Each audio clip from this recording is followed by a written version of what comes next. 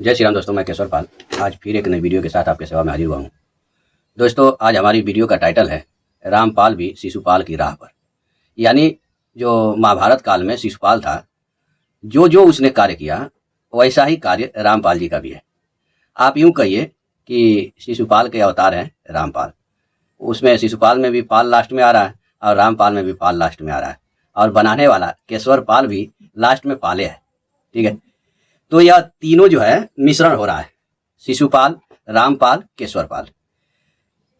तो हमें आशा नहीं पूर्ण विश्वास है कि यह वीडियो आपको देखकर बहुत अच्छा लगेगा, और मैं आपसे प्रार्थना करूंगा हाथ जोड़ करके, आप चाहे रामपाल जी के भक्त हों, चाहे भगवान श्री कृष्ण के भक्त हों या अन्य किसी के भी भक्त हों, निष्पक्ष भाव से इस वीडियो को देखिएगा और विचार करिएगा कि दोनों शिशुपाल और रामपाल के भाव मिल रहे हैं या नहीं मिल रहे हैं। ठीक है, और अपना बहुमूल्य कमेंट जरूर लिखिएगा। वीडियो अच्छी लगे तो लाइक करिएगा और सब्सक्राइब करिएगा और मेरे वीडियो को शेयर करिएगा। ठीक है, तो चलिए फटाफट वीडियो को बनाते हैं। दोस्तों, यह संक्षिप्त महाभारत है, प्रथम खंड, गीता प्रेस गोरखपुर। इसमें हम सबसे पहले शिशुपाल के जन्म और कर्म देखेंगे, उसका जन्म कैसे हुआ, वह किसका पुत्र था, ये सब हम देखेंगे। यह संक्षिप्त महाभारत, सभा पर्व और शिशुपाल की जन्म कथा और वध। पृष्ठ संख्या जो है हम 198 पे पढ़ेंगे आज पहली में।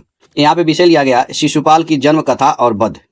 भीष्म पितामह ने कहा, भीमसेन, यह शिशुपाल जब चेती राज के वंश में पैदा हुआ तब इसके 3 नेत्र थे और 4 भुजाएं थी। पैदा होते ही यह गद्धों समान रेंगने चिल्लाने लगा था। सगे संबंधी इसको यह दशा देखकर डर गए और इसके त्याग का विचार करने लगे।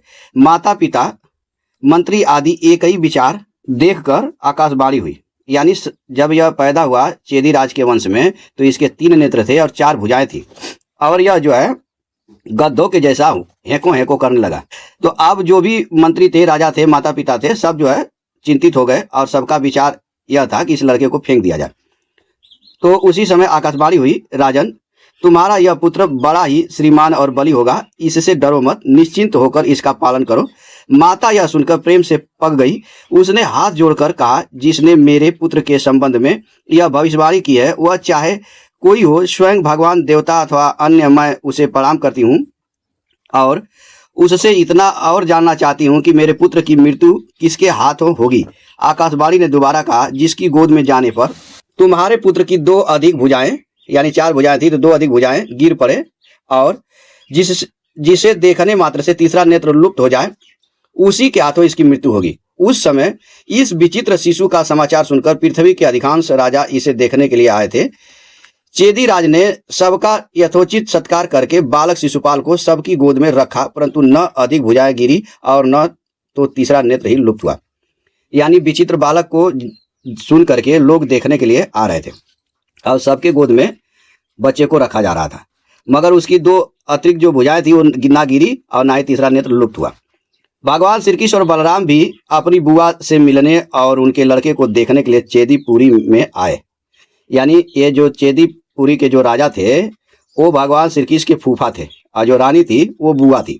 यानी भगवान श्री कृष्ण के बुआ का ही लड़का वो शिशुपाल था। प्रणाम, आशीर्वाद और कुशल मंगल के पश्चात स्वागत सत्कार हुआ। अनंतर बुआ ने अपने भतीजे श्री कृष्ण की गोद में प्रेम से अपना बालक रख दिया। उसी समय उसकी अधिक 2 भुजाएं गिर गई और तीसरा नेत्र गायब हो गया। शिशुपाल की माता व्याकुल एवं भयभीत होकर श्री कृष्ण से कहने लगी, श्री कृष्ण, मैं तुमसे डर गई हूँ। तुम आर्तों को आश्वासन और भयभीतों को अभय देते हो, इसलिए मुझे एक वर दो। तुम मेरी ओर देखकर शिशुपाल के सारे अपराध क्षमा कर देना, बस मैं केवल इतना ही वर मांगती हूँ।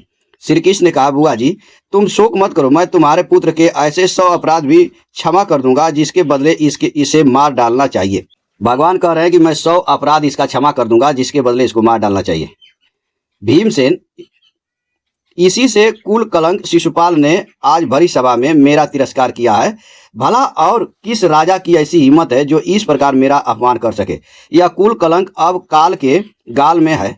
इस समय यह मूर्ख हम लोगों को कुछ न समझकर सिंह के समान दहाड़ रहा है, परंतु इसे पता नहीं कि कुछ ही क्षणों में श्री कृष्ण अपने इस तेज को ले लेना चाहते हैं। तो दोस्तों, यहाँ पे एक बात कंफर्म हो गया कि शिशुपाल जो है भगवान श्री कृष्ण के बुआ का लड़का था, और बुआ का लड़का होते हुए भी भगवान श्री कृष्ण का तिरस्कार किया, उनको बहुत सारी उल्टा सीधा कहा। अब हम रामपाल जी से इसकी तुलना करते हैं। तो दोस्तों अभी आपने देखा कि जो शिशुपाल है वो भगवान श्री कृष्ण के बुआ का लड़का है, फिर भी भगवान श्री कृष्ण का विरोध किया। अब हम रामपाल जी का देख लेते हैं। रामपाल जी एक सनातनी है। इनका पूरा कुल खानदान, माता पिता दाता दादी आजा परबाजा सब भगवान रामकृष्ण का भक्त था। इसमें से कोई भी ऐसा नहीं था जो ईसाई हो, सिख हो, मुस्लिम हो या कबीरपंथी हो या अन्य पंथ में हो या बौद्ध धर्म में हो, कोई नहीं था। ये खुद जो है सनातन में ही पैदा हुए और इन्होंने कई बार अपने मुख से बोला भी कि मैं पहले हनुमान जी का भक्ति करता था। तो ये सदा से ही भगवान श्री कृष्ण की भक्ति करते रहे। इनके खानदान में सभी लोग भी करते रहे। इन्होंने शिशुपाल की तरह से ही भगवान श्री कृष्ण को नीचा दिखाने के लिए यह एक पुस्तक लिख दी है, कबीर बड़ा या कृष्ण। देखिए इस पुस्तक पे हमने 3 वीडियो बनाया है, जिसका लिंक मैं अपने डिस्क्रिप्शन बॉक्स में डाल दूंगा, आप वहां से देख सकते हैं। वहां कबीरदास जी का दूर दूर तक कोई संबंध नहीं भगवान श्री कृष्ण से। भगवान श्री कृष्ण के सामर्थ्य के आगे कबीरदास जी का कुछ भी नहीं। लेकिन रामपाल जी ने जबरदस्ती लोगों को गुमराह किया और भगवान श्री कृष्ण से खुद दूर हुए और भक्तों को भी दूर कर दिया, ठीक शिशुपाल की तरह से ही। तो इनमें और शिशुपाल में क्या फर्क रहा? कुछ भी नहीं। वो भी बुआ का लड़का था, भगवान का विरोध किया। रामपाल भी सनातनी है। इनके आजा दादा पादा सब जो है भगवान श्री कृष्ण की पूजा करते थे और इन्होंने भी भगवान का विरोध किया। विरोध इतना किया कि इन्होंने गीता जैसे महान ग्रंथ का अपमान किया, अर्थ का अनर्थ करके लोगों को गुमराह किया और भगवान श्री कृष्ण में प्रेत की तरह से प्रवेश करके काल को बुलवा दिया।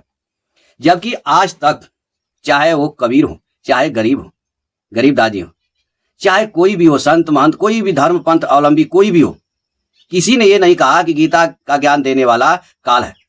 एकमात्र रामपाल जो स्वयं सनातनी होते हुए भी भगवान का विरोध किया, लोगों को गुमराह किया। तो आइए थोड़ा और आगे पढ़ते हैं दोस्तों, थोड़ा और महाभारत में पढ़ लेते हैं भगवान की महिमा, भगवान की क्या महिमा इसमें गाई गई है। और रामपाल जी के विचार तो सभी आप लोग सुनते ही हैं। यहाँ पे विषय लिया गया है, यह पृष्ठ संख्या 191 है। इस पर विषय लिया गया है राजसूय यज्ञ का प्रारंभ। जब धर्मराज ने देखा कि मेरे अन्न वस्त्र रत्न आदि के भंडार सर्वथा पूर्ण हैं, तब उन्होंने यज्ञ करने का संकल्प किया। मित्रों ने उनसे अलग अलग और इकट्ठे होकर भी आग्रह किया कि यही यज्ञ करने का शुभ समय है, अब शीघ्र ही यज्ञ आरंभ कर देना चाहिए। जिन दिनों लोगों का आग्रह सीमा पर पहुंच गया था, उन्हीं दिनों भगवान श्री कृष्ण स्वयं ही वहां पधार गए। जन्मेजय भगवान श्री कृष्ण स्वयं ही नारायण है। कौन है? नारायण है। वे ही वेद स्वरूप हैं और बड़े बड़े ज्ञानियों के ज्ञान में आने वाले जड़ चेतनमय जगत में वे सबसे श्रेष्ठ एवं विश्व ब्रह्मांड के उगम स्थान तथा प्रलय स्थान है। दोस्तों गीता अध्याय 15 के श्लोक 15 में पढ़ेंगे तो भगवान कह रहे हैं कि वेदों को जानने वाला, थोड़ा सा मैं आपको पढ़ा देता हूँ। यह देखिए श्रीमद् भागवत गीता है और अध्याय 15 है, श्लोक 15। यहाँ पे कहा गया है, भगवान कह रहे हैं कि मैं ही संपूर्ण प्राणियों के हृदय में स्थित हूँ तथा मुझसे ही स्मृति ज्ञान और अपोहन संशय आदि दोषों का नाश होता है। संपूर्ण वेदों द्वारा मैं ही जानने योग्य हूँ। वेदों के तत्व का निर्णय करने वाला और वेदों को जानने वाला भी मैं ही हूँ। उसी चीज को वहां बताया जा रहा था। अभी एक और मैं आपको दिखा देता हूँ। यह श्रीमद् भागवत गीता अध्याय 7 है, श्लोक संख्या 6 है। इसमें भगवान कह रहे हैं, संपूर्ण प्राणियों के उत्पन्न होने में अपरा और परा इन दोनों प्रकृतियों का संयोग ही कारण है, ऐसा तुम समझो। मैं संपूर्ण जगत का प्रभव तथा प्रलय हूँ, यानी मेरे से ही ये सारा जगत प्रभाव शक्ति पाकर उत्पन्न होता है और मेरे में ही प्रलय हो जाता है। इसी चीज को यहाँ बताया जा रहा है। भगवान श्री कृष्ण स्वयं ही नारायण है, वे ही वेद स्वरूप हैं और बड़े बड़े ज्ञानियों के ध्यान में आने वाले जड़ चेतनमय जगत में वे सबसे श्रेष्ठ एवं विश्व ब्रह्मांड के उगम स्थान तथा प्रलय स्थान है। यानी यह विश्व या ब्रह्मांड जहाँ से उत्पन्न होता है और जिसमें प्रलय होता है वो स्वयं कौन है? भगवान श्री कृष्ण। वे भूत भविष्य वर्तमान के स्वामी, दैत्य नाशक, भक्त वत्सल एवं आपत काल में शरण देने वाले भगवान श्री कृष्ण अपने भक्त युधिष्ठिर पर कृपा करने के लिए असंख्य धन, अच्छे रत्न राशि और महान सेना लेकर रथ की ध्वनि से दिगांतर को मुखरित करते हुए इंद्रप्रस्थ में आ पहुंचे। यहाँ भगवान आ जाते हैं। पृष्ठ संख्या 194 है, भगवान श्री कृष्ण की अग्र पूजा। कथा बहुत बड़ी है दोस्तों, मैं मुख्य दिखा देता हूँ भगवान के बारे में क्या क्या कहा गया है। धर्मराज ने पूछा, पितामह कृपा करके बतलाइए, इन समागत संजनों में, यानी यहाँ पे जितने लोग आए हुए हैं उन लोगों में हम लोग सबसे पहले किसकी पूजा करें? आप किसे सबसे श्रेष्ठ और पूजा के योग समझते हैं? शांतनु नंदन भीष्म ने कहा, धर्मराज, पृथ्वी में यदुवंश शिरोमणि भगवान श्री कृष्ण सबसे बढ़कर पूजा के पात्र हैं। क्या तुम नहीं देख रहे हो कि उपस्थित सदस्यों में भगवान श्री कृष्ण अपने तेज बल और पराक्रम में वैसे ही देदीप्यमान हो रहे हैं जैसे छोटे छोटे तारों में भुवन भास्कर भगवान सूर्य। जैसे तम सात क्षण स्थान सूर्य के शुभागमन से और वायुहीन तथा वायु के संचार से जीवन ज्योति से जगमगा उठता है, वैसे ही भगवान श्री कृष्ण के द्वारा हमारी सभा आह्लादित और प्रकाशित हो रही है। भीष्म की आज्ञा मिलते ही प्रतापी सहदेव ने विविध पूर्वक भगवान श्री कृष्ण को अर्घ्य दान किया और श्री कृष्ण ने शास्त्रोक्त विधि के अनुसार उसे स्वीकार किया। चारों ओर आनंद मनाया जाने लगा। अब जब भगवान श्री कृष्ण का अग्र पूजा हो रहा है दोस्तों, उसी समय शिशुपाल आ जाता है। जैसे आजकल इनके घर में, रामपाल जी के घर में इनके बाप दादा भी पूजा कर रहे थे और सारा समाज भगवान श्री कृष्ण की पूजा कर रहा था। सारा समाज ये जानता था कि भगवान श्री कृष्ण ही गीता को बोले हैं। आज तक रामपाल जी को शिशुपाल का अवतार होने की वजह से यह देखा नहीं गया, तो इन्होंने गीता में काल घुसा दिया, श्री कृष्ण बड़ा या कबीर जैसे ग्रंथ लिख दिए। जबकि कबीर साहब बार बार कहते हैं कि मैं कबीरा कुत्ता राम का मोतिया मेरा नाम, गले परी जेवड़ी जिसकी तू तीज जाऊं। एक भगत को भगवान बना दिया और फिर स्वयं भगवान बन गए। अब यहाँ पे थोड़ा सा शिशुपाल की बात को देख लेते हैं।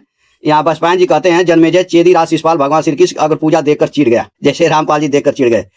उसने बड़ी सभा में भीष्म पितामह और धर्मराज युधिष्ठिर को धिक्कारते हुए श्री कृष्ण को फटकारना शुरू किया। उसने कहा, बड़े बड़े महात्माओं और राजश्रियों के उपस्थित रहते राजा के समान राजोचित पूजा का पात्र कृष्ण नहीं हो सकता। महात्मा पांडव ने कृष्ण की पूजा करके अपने योग्य काम नहीं किया है। पांडव, अभी तुम लोग बालक हो, तुम्हें सूक्ष्म धर्म का ज्ञान नहीं है। रामपाल जी भी सूक्ष्म धर्म का ज्ञान यानी तत्वदर्शी संत है और तत्व सिखाते हैं दोस्तों कि कृष्ण भगवान नहीं है और गीता ज्ञान देने वाला श्री कृष्ण नहीं है। वही चीज यहाँ शिशुपाल भी कर रहा है।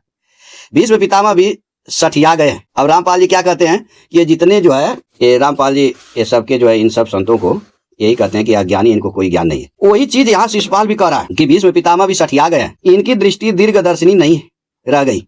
भीष्म, तुम्हारे जैसे धर्मात्मा पुरुष भी जब मनमाना काम करने लगते हैं तो जगत में अपमानित होते हैं। कृष्ण राजा नहीं है, फिर यह राजाओं में सम्मान का पात्र कैसे हो सकता है? यह आयु में भी तो सबसे वृद्ध नहीं है। इसके पिता वासुदेव अभी जीवित हैं। यदि इसे अपना सच्चा हितैषी और अनुकूल समझकर तुम लोगों ने इसकी पूजा की हो तो क्या यह द्रुपद से बढ़कर है? यानी अब यहाँ पे जो है सबको बताने लगता है और क्रोधित होकर के बोलने लगता है। जैसा कि रामपाल जी भी तर्क पर तर्क देते रहते हैं भगवान श्री कृष्ण के खिलाफ, वही चीज सेम टू सेम यहाँ पे शिशुपाल कर रहा है। शिशुपाल ने भगवान श्री कृष्ण की ओर मुख करके कहा, कृष्ण, मैं मानता हूं कि पांडव बेचारे डरपोक और तपस्वी हैं। इन्होंने यदि ठीक नहीं समझा तो तुम्हें तो जना देना चाहिए था कि तुम किस पूजा के अधिकारी हो। यदि कायरता और मूर्खता बस इन्होंने तुम्हारी पूजा कर दी तो तुम अयोग्य होकर उसे स्वीकार क्यों नहीं किया? जैसे कुत्ता लुक छिपकर जरा सा घी चाट ले और अपने को धन्य मानने लगे, वैसे ही तुम यह अयोग्य पूजा स्वीकार करके अपने को बड़ा मान रहे हो। तो ये पूरा तिरस्कार पे तिरस्कार कर रहा है दोस्तों। और वही same to same Rampal ji ने भी भगवान श्री कृष्ण के प्रति तिरस्कार पे तिरस्कार किया। धर्मराज युधिष्ठिर ने तत्क्षण शिशुपाल के पास जाकर समझाते हुए मधुर वाणी से कहा, राजन, आपका कहना उचित नहीं है। कड़वी बात कहना निरर्थक तो है ही, अधर्म भी है। हमारे पितामह भीष्म धर्म का रहस्य न जानते तो ऐसा नहीं है। आप व्यर्थ उनका तिरस्कार मत कीजिए। देखिए, यहाँ आपसे भी विद्या वयोवृद्ध बहुत से राजा उपस्थित हैं। दोस्तों, आज भारत में रामपाल जी से बहुत ज्यादा ज्ञानी संत पड़े हुए हैं, लेकिन यह शिशुपाल की तरह से एक तो इनको ज्ञान नहीं है, एक कहीं ब को वह बनाते हैं, कहीं कुछ बनाते हैं, कहीं कुछ बनाते हैं और उल्टा सीधा इधर उधर करके लोगों को गुमराह करते हैं। उसी तरह से जैसे ये शिशुपाल गुमराह कर रहा है पांडवों को, कह रहा है कि ये श्री कृष्ण पूजा के लायक नहीं है। बहुत से राजा उपस्थित हैं, उन्हें भगवान श्री कृष्ण की पूजा बुरी नहीं मालूम हुई। आपको भी उन्हीं के समान इसके संबंध में कुछ नहीं कहना चाहिए। चेदी नरेश पितामह भीष्म भी भगवान श्री कृष्ण के वास्तविक स्वरूप को जानते हैं। श्री कृष्ण के संबंध में उनके जैसा तत्व ज्ञान आपको नहीं है। युधिष्ठिर इस प्रकार कह ही रहे थे कि भीष्म पितामह ने उन्हें संबोधन करके कहा, धर्मराज, भगवान श्री कृष्ण त्रिलोकी में सबसे श्रेष्ठ। जो उनकी पूजा अंगीकार नहीं करता उससे अन्य विनय करना अनुचित है। क्षत्रिय धर्म के अनुसार जो जिसे युद्ध में जीत लेता है वह उससे श्रेष्ठ माना जाता है। भगवान श्री कृष्ण ने इन उपस्थित राजाओं में से किस पर विजय नहीं प्राप्त की? एक का भी नाम तो बताओ। ये केवल हमारे ही पूज्य हो ऐसी बात नहीं है, सारा जगत इनकी उपासना करता है। इन्होंने सब पर विजय प्राप्त की हो। इतना ही नहीं, संपूर्ण जगत सर्व आत्मा भगवान श्री कृष्ण ही संपूर्ण विश्व की उत्पत्ति एवं प्रलय के स्थान है। उनकी क्रीड़ा के लिए ही सारा जड़ चेतन जगत है। वे ही अव्यक्त प्रकृति है और वे ही सनातन करता है। जन्मने मरने वाले समस्त पदार्थों से वे परे हैं, इसलिए सबसे बढ़कर पूजनीय है। भगवान ने क्या कहा गीता में दोस्तों? अध्याय 4 है श्रीमद् भागवत गीता और श्लोक संख्या 6 है। जब अर्जुन पूछते हैं कि आपका जन्म तो अभी का है और सूर्य बहुत पहले का है, तो भगवान बता रहे हैं कि मैं अजन्मा और अविनाशी स्वरूप होते हुए भी तथा संपूर्ण प्राणियों का ईश्वर होते हुए भी अपनी प्रकृति को अधीन करके अपनी योग माया से प्रकट होता हूँ। तो यहाँ भगवान क्या है? अजन्मा है, अव्यक्त है, फिर भी ये प्रकट होते हैं। इनके प्रकट होने का कारण क्या है? वो शिशुपाल की तरह से जो दुष्ट थे उनको वध करना।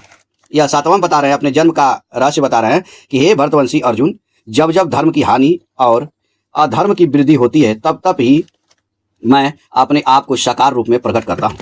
आज जब प्रकट करते हैं तो क्या करते हैं? 8वां बताए, साधुओं भक्तों की रक्षा करने के लिए, पाप कर्म करने वालों का विनाश करने के लिए और धर्म की भली भांति स्थापना करने के लिए मैं युग युग में प्रकट होता हूँ। यानी साधु संतों की रक्षा करने के लिए और दुष्टों का संहार करने के लिए ये प्रकट हुए भगवान, बार बार प्रकट होते रहते हैं। 9वां में कह रहे हैं कि हे अर्जुन, मेरे जन्म और कर्म दिव्य है। इस प्रकार मेरे जन्म और कर्म को जो मनुष्य तत्व से जान लेता है अर्थात दृढ़ता पूर्वक मान लेता है, वह शरीर का त्याग करके पुनर्जन्म को प्राप्त नहीं होता, पर मुझे ही प्राप्त। जो भगवान के जन्म और कर्म को दिव्य नहीं मानता है वो पुनर्जन्म को प्राप्त होता है। वही चीज यहाँ पे भीष्म जी बता रहे, वर्णन कर रहे हैं। बुद्धि, मन, महत्व, वायु, तेज, जल, आकाश, पृथ्वी, चारों प्रकार के सब प्राणी भगवान श्री कृष्ण के आधार पर ही स्थित है। सूर्य, चंद्रमा, ग्रह, नक्षत्र, दिशा, विदिशा सब के सब श्री कृष्ण में स्थित है। जैसे वेदों में अग्निहोत्र, चंद्रों में गायत्री और मनुष्यों में राजा, नदियों में समुद्र, ये सारी विभूतियां भगवान बता चुके हैं। नक्षत्रों में चंद्रमा, ज्योतिष चक्र में सूर्य, पर्वतों में मेरु और पक्षियों में गरुड़ श्रेष्ठ, वैसे ही त्रिलोकी की उधर मध्य और अधो लोक रूप त्रिविध गतियों में भगवान श्री कृष्ण सर्वश्रेष्ठ। दोस्तों, यह पृथ्वी लोक को मध्य कहते हैं और स्वर्ग लोक या उससे ऊपर जो है उधर लोक कहलाता है, और नरक जो नीचे नरक है ये सब अधोगति कहलाता है, अधोलोक। यही 3 लोक है और इन्हीं तीनों लोकों के मालिक भगवान श्री कृष्ण है। शिशुपाल तो अभी कल का अबोध बालक है, उसे इस बात का ज्ञान नहीं कि भगवान श्री कृष्ण सर्वथा सर्वत्र रूपों में विद्यमान है, इसी से वो ऐसा कह रहा है। यही चीज सेम टू सेम दोस्तों रामपाल जी को भी ज्ञात नहीं है, इसीलिए भगवान के प्रति रामपाल जी ने अनेक अत्याचार किए, गीता को झूठा सिद्ध किया, उससे नहीं इनका पेट भरा तो उन्होंने कृष्ण बड़ा की कबीर जैसे ग्रंथ को लिख दिया और उसमें भी फंस गए। हमने 3 इस पर वीडियो बना चुका हूं, आप देख सकते हैं, एक भी इनका जवाब उसमें सही नहीं है। सदाचारी और बुद्धिमान पुरुष धर्म का मार्ग जानना चाहते हैं, ऐसे बहुत सारे इसमें वर्णन हुआ है दोस्तों। जब यहाँ भीष्म जी बहुत सारी बात कहते हैं तो यहाँ भीष्म पितामह की बात शिशुपाल ने भी सुनी। उसने भीष्म को डांटते हुए कहा, भीष्म तुम्हें सब राजाओं को धमकाते समय शर्म नहीं आती? अरे बुढ़े होकर अपने कुल को क्यों कलंकित करते हो? मूर्ख और घमंडी कृष्ण की प्रशंसा करते समय तुम्हारी जीभ के 100 टुकड़े क्यों नहीं हो जाते? बहुत सारी कड़वी बातें कहता है दोस्तों। और कहते कहते यहाँ पे देखिए, भीष्म पितामह ने कहा, शिशुपाल तू कहता है कि मैं राजाओं के दया से जीवित हूँ, परंतु मैं इन राजाओं को तृण के बराबर भी नहीं समझता। हमने जिन श्री कृष्ण की पूजा की है वे सबके सामने ही बैठे हैं। जो मरने के लिए उतावले हो रहे हों वे चक्र गदाधारी श्री कृष्ण को युद्ध के लिए ललकारते क्यों नहीं? यहाँ जो है धमका करके बड़ी ऊंची आवाज में भीष्म पितामह कहते हैं, मैं दावे के साथ कहता हूं कि उनको ललकारने वाला रणभूमि में धराशायी होगा और उसे उन्हीं के शरीर में स्थान मिलेगा, दूसरी जगह नहीं दोस्तों। क्योंकि भगवान जिनको भी मारते हैं और उसको जो है उद्धार कर देते हैं, अपने स्थान देते हैं अपने शरीर में। शिशुपाल जोश में आकर श्री कृष्ण की ओर रुख करके बोला, कृष्ण मैं तुम्हें ललकारता हूँ, आओ मुझसे भिड़ जाओ, मैं पांडवों के साथ तुम्हें यमपुरी भेज दूं। पांडवों ने मूर्खतावश तुम्हारे जैसे दास मूर्ख और आयोग की पूजा की है, अब तुम लोगों का वध ही उचित। अब यहाँ पे ललकारने लगता है दोस्तों और भगवान जो है उसकी ललकार को ग्रहण कर लेते हैं। 200 पृष्ठ है। यह सब देख सुनकर मुझे बड़ा कष्ट होता है, परंतु अपनी बुआ की बात मानकर मैं अब तक सहता रहा, क्योंकि भगवान ने अपनी बुआ को 100 अपराध क्षमा करने का वरदान दिया था, जिसके बदले उसको मृत्युदंड मिलने वाली थी शिशुपाल को। भगवान श्री कृष्ण इस प्रकार कह ही रहे थे कि शिशुपाल उठकर खड़ा हो गया और ठठाकर हंसने लगा। उसने कहा, कृष्ण यदि तुझे 100 बार गरज हो तो मेरी बात सुन और 100 न गरज हो तो। अब भगवान यहाँ क्या करते हैं, भगवान श्री कृष्ण ने ऊंचे स्वर से कहा, नरपतियों मैंने इसे अब तक जो क्षमा किया था इसका कारण यह था कि मैंने इसकी माता की प्रार्थना से इसे 100 अपराध क्षमा करने की बात स्वीकार कर ली थी। अब मेरे वचन के अनुसार संख्या पूरी हो गई है, इसलिए आप लोगों के सामने इसका सिर धड़ से अलग किए देता हूँ। श्री कृष्ण ने यह कहकर बिना विलंब उसी चक्र से शिशुपाल का सिर काट डाला और सब लोगों के देखते देखते वह वज्रवृद्ध पर्वत के समान धराशायी हो गया। उस समय राजाओं ने देखा कि शिशुपाल के शरीर से सूर्य के समान प्रकाशमान एक श्रेष्ठ ज्योति निकली। उसने जगद्वंदित कमल लोचन भगवान श्री कृष्ण को प्रणाम किया और लोगों के देखते देखते ही वह उनमें समा गई। ठीक है, यानी शिशुपाल की जो आत्मा थी वो परमात्मा भगवान श्री कृष्ण में समा गई। वह अद्भुत घटना देखकर उपस्थित जनता आश्चर्यचकित हो गई। सभी एक स्वर से भगवान श्री कृष्ण की प्रशंसा करने लगे। धर्मराज युधिष्ठिर की आज्ञा से भीमसेन आदि ने तत्काल उसके प्रेत संस्कार का प्रबंध किया। तदंतर राजा युधिष्ठिर ने सभी नरपतियों के साथ शिशुपाल के पुत्र का चेदी राज पर अभिषेक कर दिया। तो दोस्तों, आप इस वीडियो में देखे होंगे और स्वयं समझ भी गए होंगे कि जैसे शिशुपाल भगवान श्री कृष्ण की बुआ का ही लड़का था, कोई अन्य नहीं था। फिर भी भगवान की महानता को नहीं समझा और भगवान श्री कृष्ण से विरोध करता रहा। फिर भी भगवान ने उसका वध किया और उसको अपने शरीर में स्थान दिया, यानी मुक्ति दे दी। सेम टू सेम वही कार्य जो है रामपाल जी का भी है। रामपाल जी के माता पिता दाता जो भी हैं, इनके पूरा कुल खानदान भगवान श्री कृष्ण और राम का भक्त था। कोई ईसाई, मुस्लिम, सिख ये सब नहीं था, कविपंथी भी नहीं था। लेकिन रामपाल जी ने अपने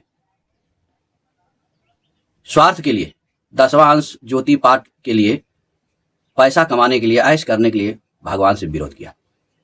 इतना बड़ा विरोध किया कि उन्होंने भगवान श्री कृष्ण के अंदर प्रेत रूप से काल घुसकर बोला, ऐसा गीता में बोल दिया इन्होंने।